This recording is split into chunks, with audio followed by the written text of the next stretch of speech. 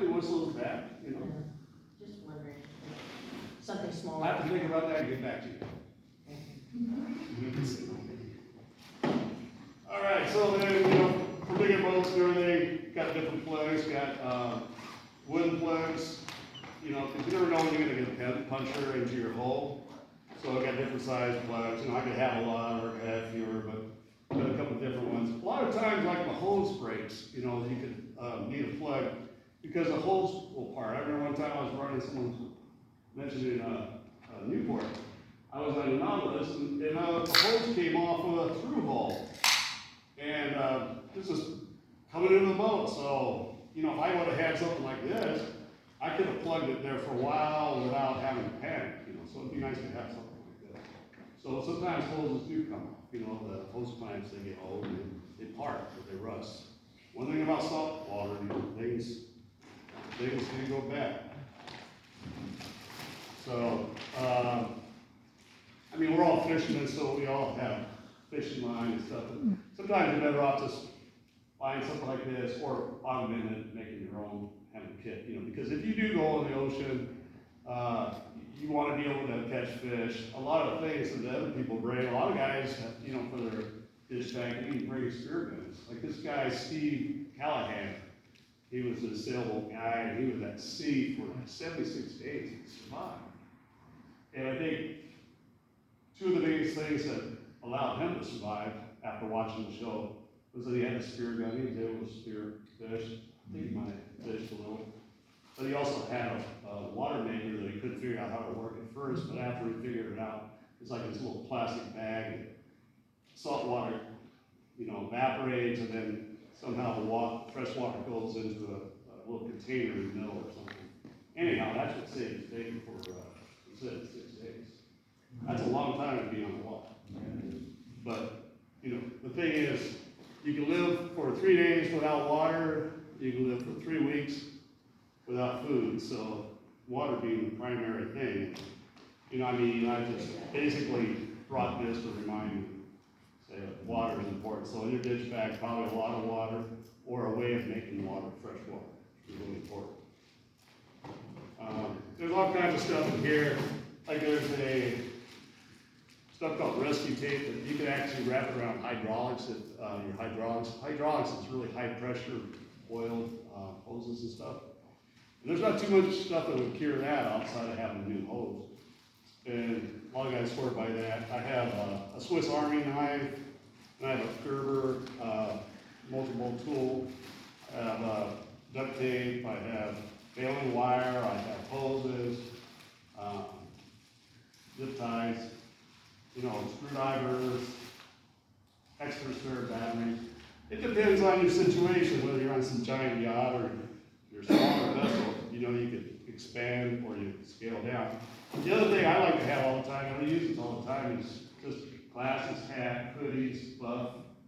Because I'm always losing my hat, always blowing off. And like the sunglasses, it's funny, I really feel strongly about this. It's really neat because when I see people that are wearing these crow chiefs, you know, these kind of little lanyards for your glasses, it's like, that dude must be fishing, you know, or the guy's smart, or the gal's smart. Because one time I did have these, and I was on this marlin tournament, and I had one of those hoodies with the little kangaroo pouch. Well, in the morning, I smashed my $300 glasses on the galley countertop. Dumb. And then later in the day, I put another pair of glasses on there because I didn't have these croaches. And I'm going between the outrigger to the bow to cast on some marlin, and the outrigger pushed it right out of my pocket. So I really love these things, and I sometimes wonder why more people don't use these. And usually the hardcore fishing guys usually have this, and you can almost identify them. Like, that dude's smart. So this is kind of stuff I have. Well, I always say that because I've been done before. And you know, it's good you have like aspirin, your first aid kit. You know, you definitely want to have sunscreen, you know, especially our age, skin cancer and all. Nasty stuff out there. Today, some of the more personal stuff, you know, aspirin, another air horn, matches. Then we get into like, stuff like, flares, different types of flares. And the other thing I think is really cool that I think everyone should have, I'll tell you a story about 30 years ago, the Pacifica went on a charter. They had a $2,000 charter. And once they got out to the breakwater, the Coast Guard came up and said, hey, your starboard running light's not working. And they just said, I don't know, we don't have any more light bulbs. He goes, go back to the dock until you can get that fixed, until you can get a red light. They didn't have anything like this. Had they had just like a little spare red light or a green light, they would have had a $2,000 charter and made some money. But the Coast Guard kept them at the dock because they didn't have running lights. You gotta be legal or you're gonna be locked down. Last week I learned a good lesson. I was gonna go fishing. I joined that Freedom Boat Club, and I thought I was gonna be on a cabin cruiser. And then last minute I decided to want to be on a bigger boat because the cabin boat was only like 19 foot. So we got center console. So it was all well and good going to Cali and the West End and coming home. Got about an hour from home, and it got really windy.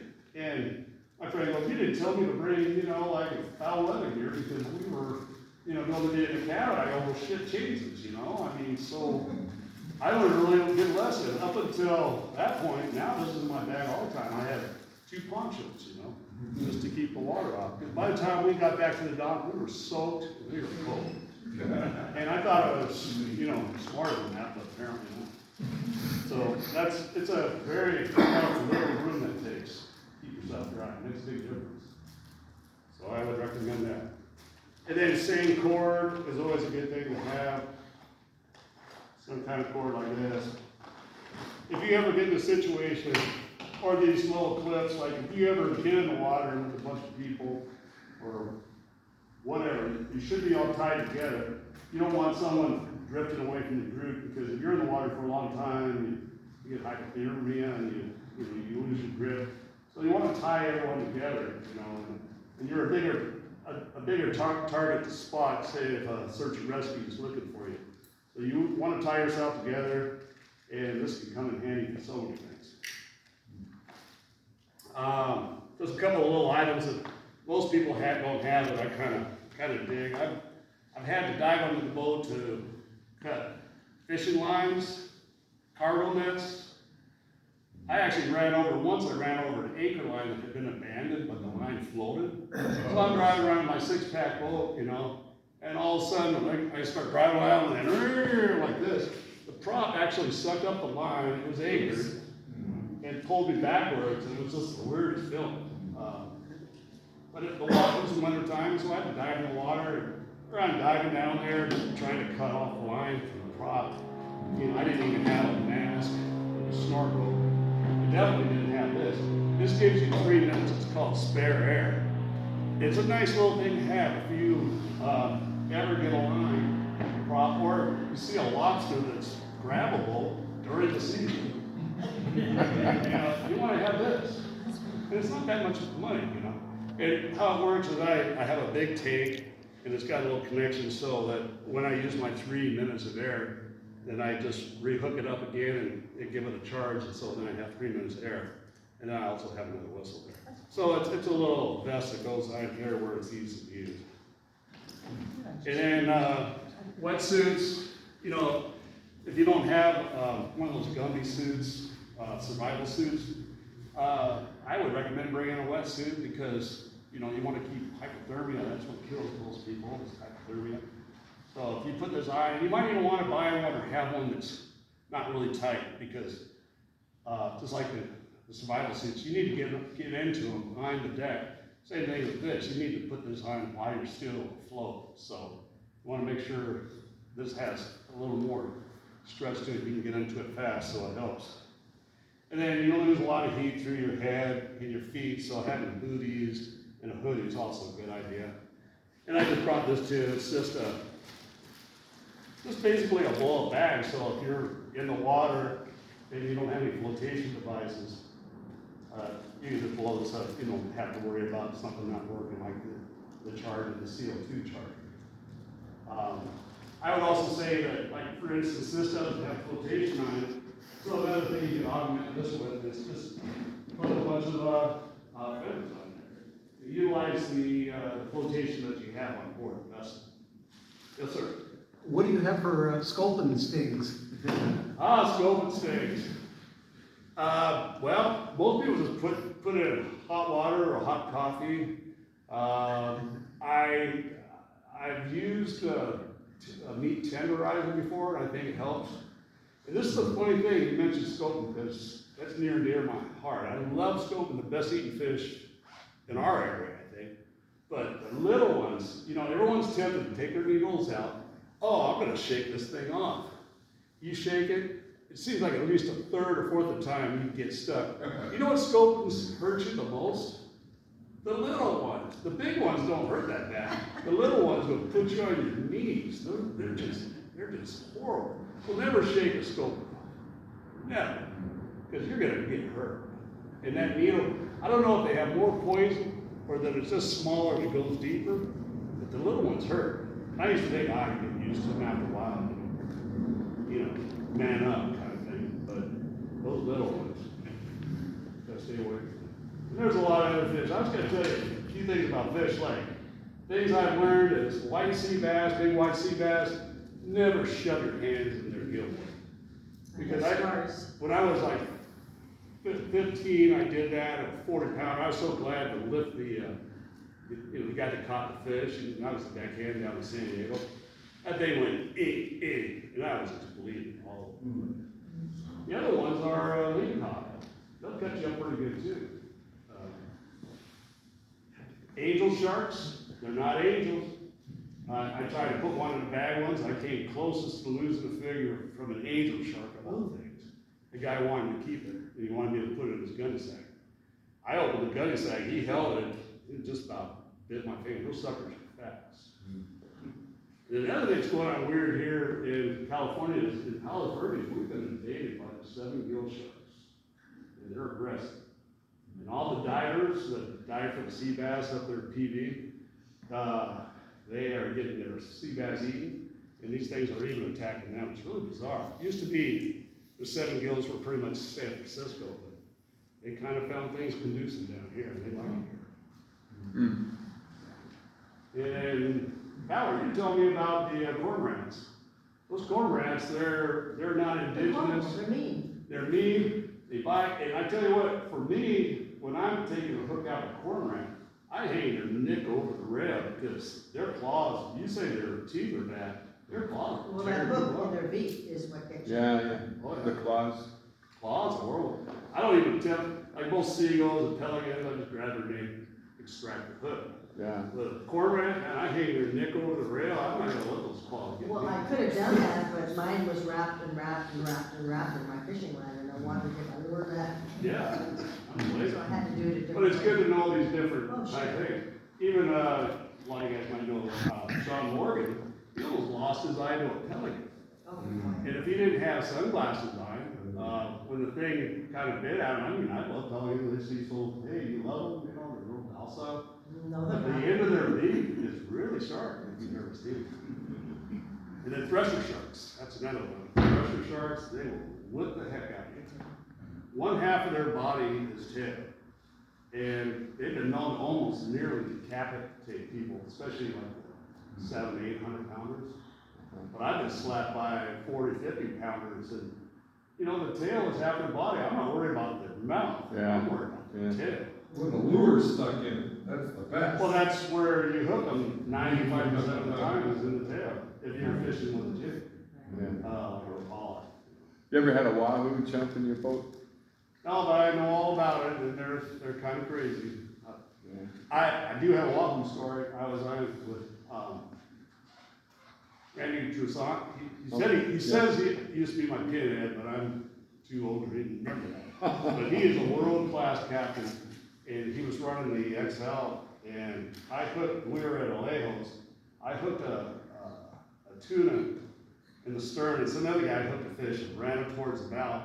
By the time I got up there, there was like all this commotion up in the bow, and I'm like getting ready to put my rod and reel under the anchor line. Well, we were severed. We were adrift. We were anchored, but his wahoo, he didn't follow the fish and the deckhand wasn't fast enough. They say this happens once in a while, Cut the rope, but it actually severed, it set us adrift. yeah. That's how fast that. And you lose your anchor, huh? Yeah, and I said, Andy, how do you do this? How do you even afford to be in business? He goes, it's the cost of doing business. Yeah. And he says, that's why I have 4 sets of ground tackle on these 8-day trips. Yeah. Anybody else have any questions? Captain, I found 2 things that keep in my bag. One, Crescent makes a pair of dikes that are compound dikes. Because I've gotten big hooks shoved in my hands, and your regular angle cutters are not gonna cut the hook. So that one, I had to use that one, oh crap, and then I have one, and I also carry Revlon makes tweezers, just tweezers, little ones for plucking your eyebrows or your whatever. But they come in little paper, little cardboard things, like $3-4 on Amazon. But I found at a boat, I go, oh, fiberglass splitter up my fingernail. What am I gonna do with that? My troll lines are gonna take it off, that's gonna, but wait, that's over there. And I pulled that out a couple times, ooh, I just throw them on my friend's boats, a fishing boat. Stick this in, because you can't go through the medical bag, because that tweezer's garbage. And then this way, you're like, I've done that. No, right, and I really appreciate you mentioning the whole hook thing. Oh, yeah. That's something I really wanted to talk about, but forgot. But I just so happened made a big can. Oh, nice. This is to, yeah, I kinda like to make molds of stuff, you know. But, so, the thing is this is what you said about the cutters is really important because anyone that goes offshore, or even if even if you just fish Dorado or whatever, usually you're gonna use, big hooks. And now I don't have your regular dikes or those pliers that you normally have. But a dike, think of a dike or a needle nose pliers that can cut that. So if you get that in there, when you have to drive it through, you're not gonna be able to cut the barb and have it slide through. So the other thing, this is for hooks offshore. And there's things like Dorado, those things, when you hook them and you put them on a boat, they go nuts. The guys in Hawaii don't even mess with them, they just unclip the leader and throw it in the fish box. Most people, you try to pull the hook out. There's been more people that have been bouncing up and down with the fish, the Dorado, Oh, yeah. or sharks or whatever. So you want to have at least something like this, like some. Harbor Tool Freight has them for $20. Yeah, I mean they're cheap. Right. But if you don't have them, they don't do any good. But that does work. But you try doing that with a pair of needle nose pliers, cutters, or dikes, it's not going to happen. The compound ones are only 8 inches, the crescent ones, so I've tested them all, I broke all of them, but I have not been able to break the crescent one. They don't make there's not a lot of really good ones. It's $21, you can find on Where do Amazon. you buy it? Amazon, $21, has a red handle, so it's findable, fits in your eBay. And you think that could cut? I've got this it, size? it's cut them many times. Okay, well, you It can- might break, you might get 2 cuts and it's dead, but I don't care. But it fits in my little bag. Plus I have bolt cutters on my boat too, because I hunt sharks. You're a smart man. I'm hunting a shark or 2. Yeah. So the other thing too, I want to mention this real quick, like there's 2 ways of extracting hooks. Once a hook gets past the barb, you're kind of like in trouble, Now there's a little barb, you're fishing for crappie, no big deal, you get out, man up, But if it's a barb that's the size of me, this can give you some hurt. So, it's funny, you ever see The Perfect Storm? I helped make that movie in Dana Point. You did, that was a cool movie. It was very cool. I did the Flemish bait part with the swordfish before the storm. Uh-huh. But anyhow, it's funny because when they were like pushing the hook through the guy that went overboard, with the hook when they were doing the long lining, Uh-huh. they pulled back and they clipped the hook with dikes or the bolt cutters. And then when they pulled it through, the guy's going, oh, it's like, that wouldn't hurt. When you drive it through, that's where it's going to hurt. Get someone that knows what's going on. So you have 2 options when you got hooks in. Well, 3 options. You either say, hey, too bad for you, let's get back to the hospital and let them take care of it. Now, if it's going to be like somewhere where there's vein, or if there's going to be, where you're going to cause more damage, then you want to just minimize it, like if there's over a hollow or something like that. You cut everything off, and you cut it down to the hook, and then you just secure it with something so it's not gonna move around, and it's not gonna re-hook in more places. So there's two methods, basically, you have two reasons, and this is the other thing too, I learned a lesson, so this guy, I don't know if anybody knows Ted Hale, he's been around forever. He's the son of Frank Hale, who owned Belmont, Steel Beach Pier, I'm old. Anyhow, he got a Taddy 45 in his lip. And I was kind of early captain, it was when I was running the city of Seal Beach, before Seal Beach Pier went down. And I said, yeah, I'll take it out, you know, hey, I didn't have nothing to lose, no one's gonna sue me, what are they gonna get, you know, I didn't have any money. So I said, hey, sit down and I'll take this out. So we had these bench seats that were kind of tall. I didn't know anything about, you know, passing out or anything. What's that called? Yeah, paint, you know, so I didn't do anything, so this guy got a seat, and I'm trying to drag this hook through his lip, and his lips are really loud. This thing was coming out here. And finally I punched it through, and then, you know, use the cutters, cut it, and I pulled it out, and I go, you feeling better? And then he just he just passed out. And he was on his stool, so he landed on a, you know, grit deck. So his wound to his head was way worse. From that day going forward, I always put people in a seat, put pillows around, blankets, make sure if they pass out, they're not gonna hurt themselves. So you gotta think, I mean, I learned this expensive, unfortunately. I stick my hand in the ice chest for a long time. Hold on. I was getting the Sabikis. One day I got 9. Oh. But I have kids on the boat. They was like, do you ever get it? Thanks for sticking that in, Richard. And on the way back, walking from my truck, a kid stuck a Sabiki in my jacket. I'm like, really? They are sticky. They're both. So get someplace where they're not gonna pass out, and get real secure, those two ways, so you can either drag it through, like this, and then take the dice, or in this case, bolt cutters.